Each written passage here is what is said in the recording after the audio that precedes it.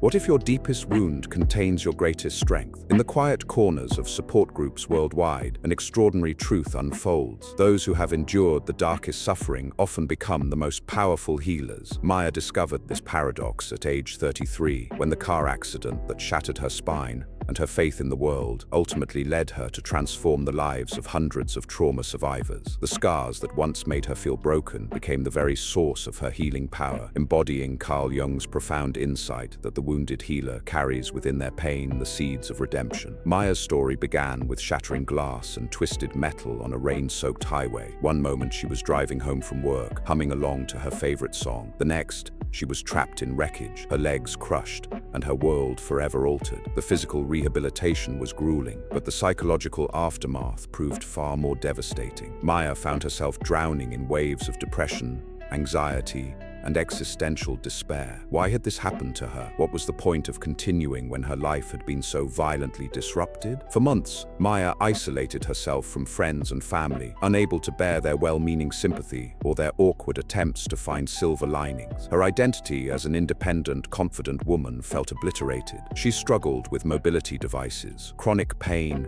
and the crushing weight of feeling fundamentally damaged. Sleep became elusive, haunted by recurring nightmares of screeching brakes and shattering glass. During those dark hours, Maya couldn't imagine that her trauma would become anything other than a life sentence of suffering. The turning point came unexpectedly during a reluctant visit to a trauma support group. Maya had resisted her therapist's suggestions for months, convinced that sitting in a circle sharing pain would only deepen her wounds. But on that particular Tuesday evening, something shifted. As she listened to other survivors, a veteran haunted by combat memories, a woman recovering from assault, a man processing the sudden loss of his child, Maya felt a stirring of recognition. Their pain resonated with her own, not in a way that increased her suffering, but in a way that made her feel profoundly less alone. More surprisingly, Maya found herself offering comfort to others. When the veteran spoke of his guilt and shame, Maya instinctively understood the weight of survivors' remorse. When the assault survivor described feeling permanently broken, Maya shared her own journey through similar feelings. Without realizing it, Maya was drawing upon her own wound to provide healing for others. Her empathy wasn't theoretical, it was forged in the crucible of lived experience, making her words carry a weight and authenticity that textbook knowledge could never provide. As weeks passed, Maya noticed a profound shift occurring within herself. The more she offered her understanding to others, the more her own healing accelerated. Her pain didn't disappear, but it began to serve a purpose beyond mere suffering. She realized that her accident had cracked her open in ways that allowed her to access depths of compassion she never knew existed. The vulnerability that once felt like weakness was revealing itself as a unique form of strength. Maya began volunteering at the trauma center where she had received treatment, initially helping with administrative tasks, but gradually moving into peer counseling roles. Survivors connected with her in ways they couldn't with well-meaning professionals who had never experienced trauma firsthand. Maya's scars, both visible and invisible, became credentials of authenticity. When she said, "I understand," people believed her because she carried the proof of her understanding in her body and soul. The transformation wasn't linear or easy. Maya continued to face dark days when her own wounds felt raw and overwhelming, but she discovered that even her ongoing struggles served her work. They kept her humble, prevented her from offering false hope, and reminded her that healing is a lifelong process rather than a destination. Her honesty about her continuing challenges created safe spaces for others to be equally honest about their own. Years later, Maya would look back on her accident not as the end of her old life, but as the violent birth of her true calling. The trauma that once threatened to destroy her had instead initiated her into a deeper understanding of human suffering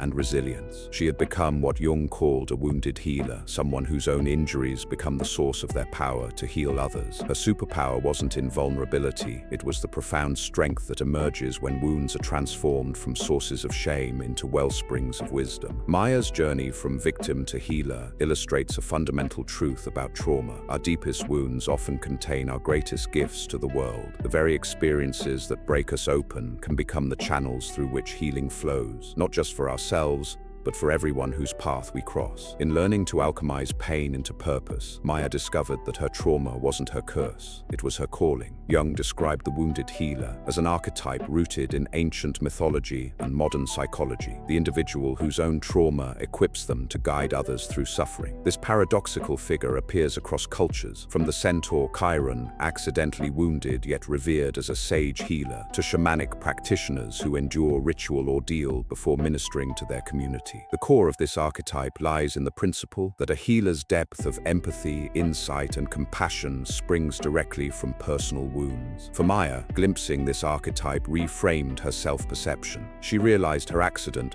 once a source of despair, mirrored Chiron's spear wound, an initiatory sacrifice that opened her to deeper knowledge of pain and resilience. No longer a passive victim, Maya embraced the power within her scarred body. Just as Chiron's injury became the foundation of his healing gifts, Maya's trauma provided her with a unique map of suffering, allowing her to navigate and alleviate others' distress with authenticity. The wounded healer archetype operates through what Jung termed projection and transference. Clients unconsciously project their own pain onto a therapist who embodies similar wounds, catalyzing trust and emotional release. Maya's visible scars and candid recounting of her recovery invited vulnerability in those she counseled. Survivors sensed that if she had traversed the abyss of trauma and emerged with compassion unbroken, they too could endure their darkest moments. Yet the archetype carries inherent risks. A wounded healer may unconsciously over-identify with clients' pain, blurring boundaries and risking burnout or re-traumatization. Learning to hold compassion without becoming consumed requires rigorous self-awareness and self-care. Maya adopted daily practices, mindful breathing, body scans, and art therapy to replenish her inner resources. She recognized that sustaining the wounded healer role meant honoring her own limits and seeking support when her empathy felt overwhelming. The archetype also underscores the necessity of integrating the wound rather than repressing it. Jung insisted that unacknowledged or disowned trauma remains a source of unconscious disturbance, impairing both healer and client. Maya's early resistance to sharing her story had created an inner divide, where shame and isolation festered. Embracing the wounded healer archetype required integrating her narrative into her identity, honoring her pain as part of her life's tapestry rather than a chapter to be hidden. This integration empowered Maya to harness her wound intentionally. She structured her counseling sessions to include moments when she shared her own coping strategies, novel breathing exercises she devised during physical therapy, metaphors drawn from her nightmares, and the courage rituals she practiced when her resilience waned. Her vulnerability normalized fear and uncertainty for clients,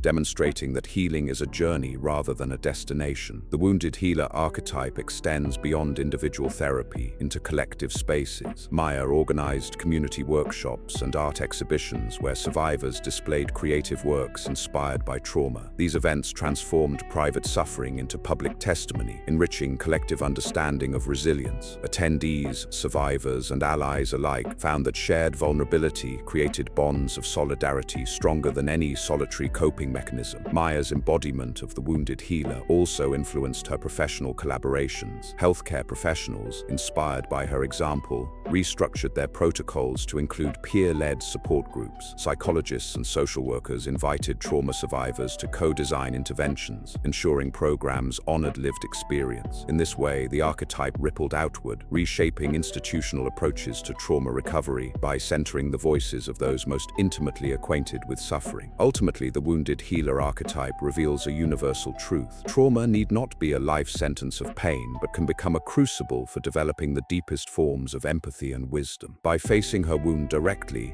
integrating its lessons, and sharing her journey of resilience, Maya personified Jung's vision. The archetype teaches that true healing arises not from invulnerability, but from the alchemy of transforming wounds into pathways of compassion, an enduring legacy of light born from darkness. Maya's first steps toward transformation felt like an initiation ritual into a new realm of the psyche. Jung proposed that trauma functions as a sacred initiation, cracking the ego's shell and exposing the unconscious depths where healing seeds lie dormant. For Mara, the accident had annihilated her old identity, leaving raw openness for new growth. She realized that her suffering mirrored rites of passage found in indigenous cultures, ordeals that shatter the old self to birth a wiser, more integrated being. In the weeks following her volunteer trip, Mara began reading about shamanic initiations and Jung's notion of the hero's journey. She saw parallels between ancient initiation ceremonies, where aspirants endure symbolic death before rebirth, and her own ordeal. The wreck that nearly killed her acted as her descent into the underworld. Her salvage of self would require navigating the dark terrain of grief, fear,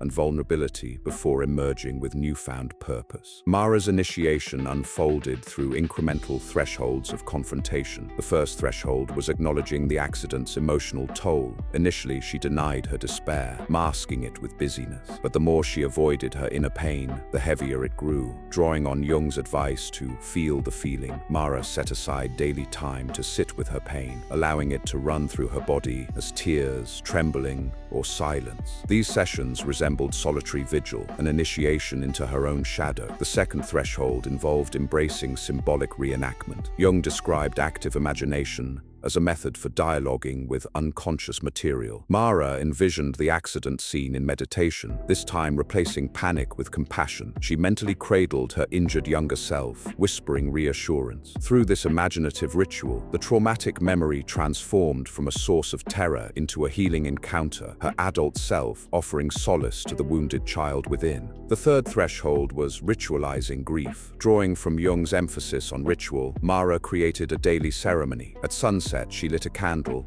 and spoke the names of those whose lives intersected with her trauma: her friend who died, the paramedics who saved her, the family that held her. This ritual honored collective and personal wound, acknowledging that initiation is not solitary but woven with others' fates. Each flame burned as both memorial and invitation to light the path forward. Mara's initiation deepened through mythic identification. Jung believed that archetypal images from myths offer a map through psychological transformation. Mara felt drawn to the phoenix, the bird that dies in flames and rises renewed from its ashes. She placed a small phoenix sculpture on her desk as a talisman. Whenever doubts surfaced, she gazed at its upturned wings and recalled that death and renewal are inseparable. Her trauma had scorched her past, but like the phoenix, she could rise stronger from the ashes. Embracing the wounded healer archetype interwove with initiation. In Jung's view, the wounded healer carries the authority to guide others precisely because initiation shattered their initial sense of separateness. Mara's initiation taught her humility. Real healing does not come from omnipotence, but from acknowledging one's own fragility and tethering to the universal human condition. This humility grounded her work with trauma survivors in authenticity. Mara's initiation reached a climax when she faced her fear of that intersection. Months after volunteering, she drove past the crash site alone. Her pulse raced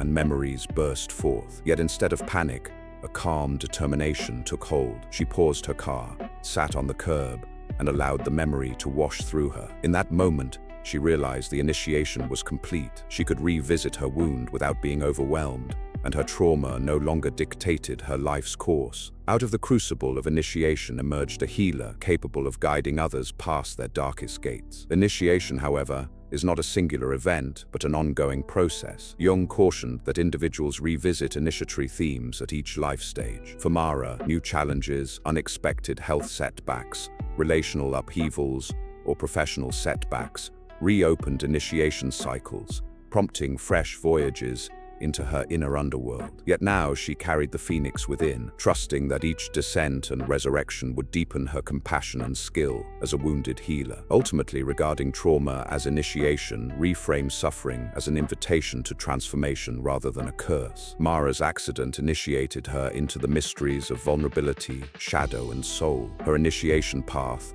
through feeling the pain, active imagination, ritual, mythic identification, and confronting her deepest fears, charted a course from victimhood to empowered healer. In that sacred journey, trauma became her superpower, the force that cracked open herself, revealed her empathic gifts, and transformed her suffering into a source of guidance and renewal for herself and countless others. Maya's integration of her wounds marked the start of genuine healing, an alchemy turning pain into purpose. Jung maintained that confronting wounds directly activates the psyche's self-healing capacity, transforming the wound from a disabling burden into an active source of growth. For Maya, this process unfolded through radical acceptance. She no longer sought to erase her scars, but to join them with intentional practices that nurtured nurtured resilience. Her first step was storytelling. Jung highlighted that narrative gives structure to chaos, enabling the unconscious to organize fragmented experiences. Maya began writing her story in detail, every emotion, every fear, every moment of triumph. She published her narrative as a blog, inviting others to witness and reflect on their own experiences. Readers responded with gratitude and shared their own tales, fostering a community where trauma no longer felt shameful but a bond of authentic connection. Simultaneously,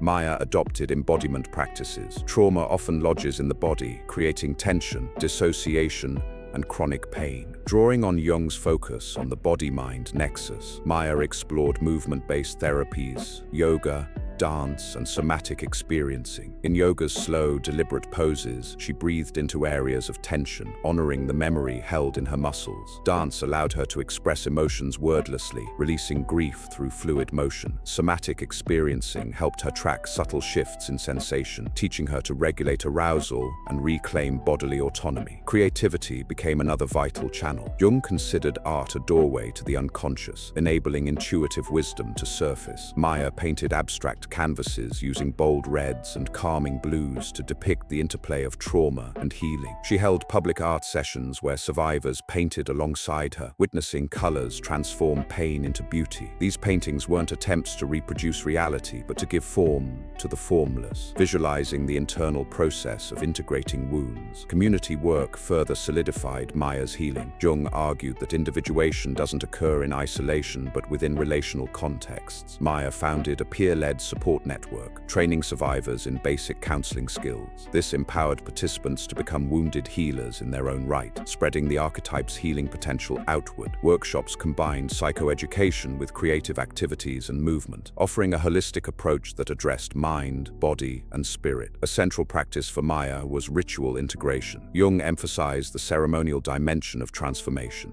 She created monthly wound ceremonies where participants honored their trauma journey through written vows, symbolic releases, such as burning old journals, and affirmations of strength. These rituals formalized the transition from suffering to renewed life, providing psychological closure while inviting the next phase of growth. Mindfulness anchored Maya's daily life. Trauma survivors often oscillate between hyperarousal and shutdown. In line with Jung's emphasis on conscious awareness, she practiced present-moment attention, observing thoughts without judgment and returning to the breath. This stabilized her nervous system, enabling her to witness triggers without reverting to old survival patterns. Mindfulness meditation became a cornerstone of her teaching, equipping others with a tool to navigate their internal storms. Importantly, Maya honored her shadow, the parts of self she once rejected. Jung defined shadow integration as embracing disowned qualities, acknowledging that healing requires wholeness. Maya noticed tendencies toward perfectionism and people-pleasing, shadow aspects that had driven her initial healing work. By bringing these traits into awareness, she set compassionate boundaries, delegated tasks, and embraced imperfection. This not only preserved her energy, but modeled authenticity for those she guided. Through these multifaceted practices, storytelling, embodiment, creativity, community, ritual, mindfulness, and shadow work, Maya lived the principle of healing through wounds. Her trauma had initiated her into a richer, more integrated self, but integration required daily devotion. As her wounds became wellsprings of insight and empathy, she moved from surviving to thriving, embodying the wounded healer by weaving her pain into a tapestry of purpose. In this alchemical process, trauma ceased to be a tragic source of shame and became the catalyst for profound healing. Jung's wounded healer secret revealed itself not as theoretical doctrine, but as lived practice. Maya's journey demonstrates that embracing wounds, holding them in conscious awareness, expressing them through art, ritualizing transitions, and sharing stories transforms trauma into a superpower, empowering both healer and community to flourish. In the alchemy of suffering, transformation, and service, Maya discovered the ultimate purpose of trauma, creating meaning that extends beyond personal healing to uplift others. Jung asserted that individuation culminates in meaning-making, synthesizing fragmented experiences into a coherent narrative that contributes to the collective psyche. For Maya, meaning emerged when her wounds wound transformed wisdom, inspired new initiatives, and deepened her sense of calling. Maya formalized her journey through teaching and advocacy. She authored a guidebook on trauma recovery, grounded in Jungian principles, weaving case studies, ritual outlines, and creative exercises. The book's success validated her faith in healing through wounds. Readers worldwide wrote to say that Maya's transparency gave them courage to face their own darkness. Her trauma, once isolating, became the bridge linking countless lives in shared resilience. Beyond writing, Maya co-founded a non-profit dedicated to trauma-informed leadership. Organizations often overlook trauma's impact on performance and morale. By training corporate leaders and educators in wounded healer frameworks, Maya helped embed empathy into institutional cultures. Workshops explored story sharing, shadow integration, and community rituals, equipping teams to navigate crises with emotional intelligence rather than fear-driven defensiveness. Maya also partnered with mental health researchers to study wounded healer interventions. Her workshops became living laboratories, documenting how storytelling, art therapy, and ritual influenced neural pathways of trauma survivors. Preliminary findings suggested that participatory rituals and expressive arts significantly reduced symptoms of PTSD and fostered narrative coherence. This empirical evidence elevated the wounded healer archetype from mythic metaphor to clinically viable approach. Amid these initiatives, Maya remained vigilant in nurturing her own soul. Jung cautioned that those who heal must also seek ongoing renewal. She reserved weekly sanctuary days for solitude and reflection, hiking in nature, keeping dream journals, and revisiting her phoenix sculpture. These practices replenished her empathy and safeguarded against compassion fatigue, ensuring her wound continued to adapt as a source of life rather than depletion. Maya's legacy expanded through mentorship. She cultivated a cohort of emerging wounded healers, survivors who had integrated their own trauma through Maya's programs. This ripple effect honored Jung's vision of the collective unconscious. Each healed individual contributes to the field of consciousness, raising the potential for collective transformation. The network became a self-sustaining ecosystem of mutual support,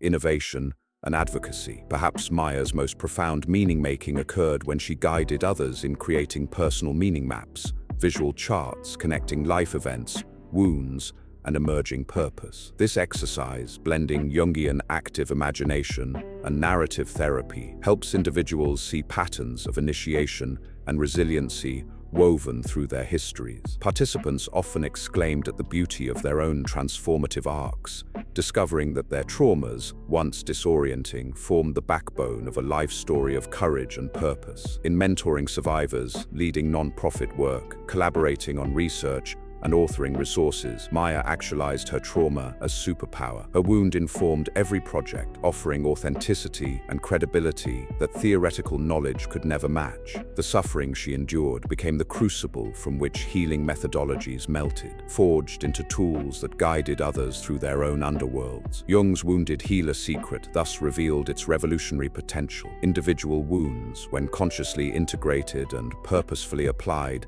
ignite movements of collective healing. Trauma becomes not a dark shame to conceal, but a beacon pointing toward deeper empathy, creative innovation, and communal resilience. Maya's journey from fractured survivor to visionary leader embodies this promise. Her scars, not burdens, but banners, heralding the transformative power of experiencing and honoring the wound. Ultimately, creating meaning from suffering transcends personal redemption. It reshapes how societies understand pain and compassion. In the wounded healer paradigm, trauma recovery becomes a path of empowerment, where survivors become guides, innovators, and advocates. Through her work, Maya illuminated this deep well of potential, demonstrating that when trauma is embraced and integrated, it unlocks a superpower capable of healing not only individuals, but entire communities and cultures.